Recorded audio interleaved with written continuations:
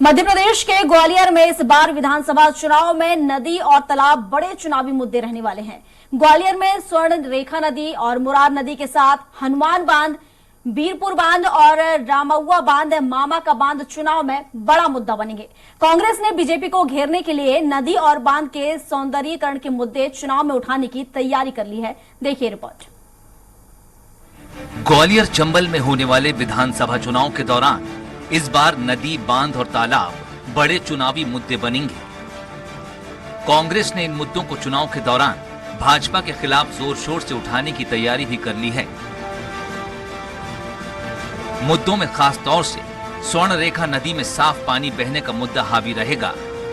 20 साल में स्वर्ण रेखा नदी को लंदन की टेम्स नदी की तर्ज पर बनाने के लिए करीब 250 करोड़ रुपए से ज्यादा खर्च हुए, लेकिन स्वर्ण रेखा आज एक गंदे नाले में तब्दील हो गई।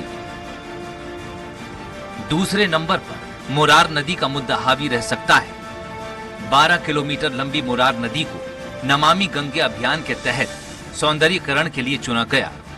सौंदर्यीकरण के इस काम के पहले चरण में 40 करोड़ रुपए 1.5 साल में खर्च किए जा चुके हैं, लेकिन मुरार नदी के किनारे कच्ची सड़क से ज्यादा काम नहीं हुआ।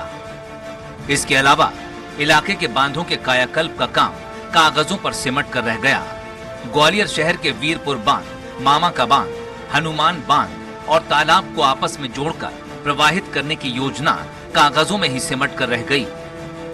साल 2022 में इनसे साफ पानी लाने, रेस्टोरेंट, रिजॉर्ट और पर्यटन स्थल बनाने के लिए केंद्र और राज्य सरकार ने 31 करोड़ 63 लाख रुपए से अधिक की राशि मंजूर की, लेकिन इस योजना का काम शुरू ही नहीं हुआ।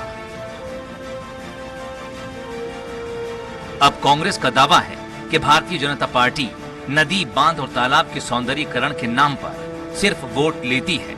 इनका कायाकल्प होने की बजाय रुपया भ्रष्टाचार की भेंट चढ़ जाता है। डेंगू फैल रहा है, मलेरिया फैल रहा है, तो 2 महीने की सरकार बची है। अब 2 महीने में कितने काम करेगी? मुरार नदी को भी बना लेगी, चंबल का भी पानी ले आएगी, रमौआ डैम को भी लिंक कर देगी। तो 2 महीने की ये सरकार है। घोषणाएं की जाती है 5 साल के लिए और 5 साल में काम करके दिया जाता है। 18 साल में आप नहीं कर पाए हैं तो 2 महीने में आप नहीं कर पाएंगे। तो आपने घोषणाओं और भ्रष्टाचार का विकास जरूर किया है। लेकिन बीजेपी इन आरोपों को नकार रही है। ऊर्जा मंत्री प्रद्युम्न सिंह तोमर का कहना है कि भारतीय जनता पार्टी ही अकेली ऐसी पार्टी है जिसने प्रदेश में नदियों, तालाबों और बांधों के कायाकल्प का काम किया है। प्रद्युम्न के मुताबिक स्वर्ण रेखा नदी को दोनों तरफ से जालियां लगाकर सुरक्षित किया जाएगा। आने वाले समय में इसमें साफ पानी रहेगा। साथ ही जो भी नदी, बांध, तालाब बचे हैं उनके लिए भी सरकार के पास योजनाएं हैं। कोई मुद्दा नहीं है। नदी, नाले, तालाबों का सौंदर्यीकरण करने का काम भारतीय जनता पार्टी की सरकार कर रही है।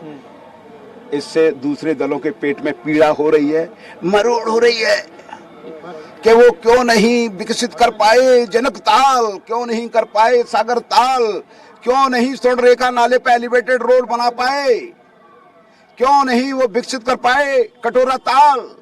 ये पीड़ा अब विकसित हो रहे हैं तो ये पीड़ा उनके मन में है। हमारा ध्यान है आम जन के। अगर हम महाकालेश्वर धाम बनाते हैं तो रविदास जयंती, संत रविदास महाराज का प्रतिमा उनके भी स्थापित करते हैं और मऊ में भीमराव अंबेडकर का भी हम स्थापित करते हैं। हम आदिनाथ शंकराचार्य की 108 फुट की प्रतिमा भी स्थापित करते हैं। लोगों की आस्था केंद्र को हम राम मंदिर भी बनाते हैं। इससे विपक्ष को तकलीफ है, परेशान है। बहरहाल ग्वालियर में नदी, तालाब और बांधों के सौंदर्यीकरण, कायाकल्प के नाम पर अब तक करीब 350 करोड़ से ज्यादा की धनराशि खर्च हो चुकी है, लेकिन किसी भी नदी, बांध या तालाब की तस्वीर अब तक नहीं बदली। यही वजह है कि इस मुद्दे को कांग्रेस चुनाव में बीजेपी को घेरने के लिए इस्तेमाल करेगी, तो वहीं भाजपा के लिए यही वजह है कि इस मुद्दे को कांग्रेस चुनाव में बीजेपी को घेरने के लिए इस्तेमाल करेगी, तो वहीं भाजपा के लिए इसका जवाब देना भी परेशानी भरा होगा।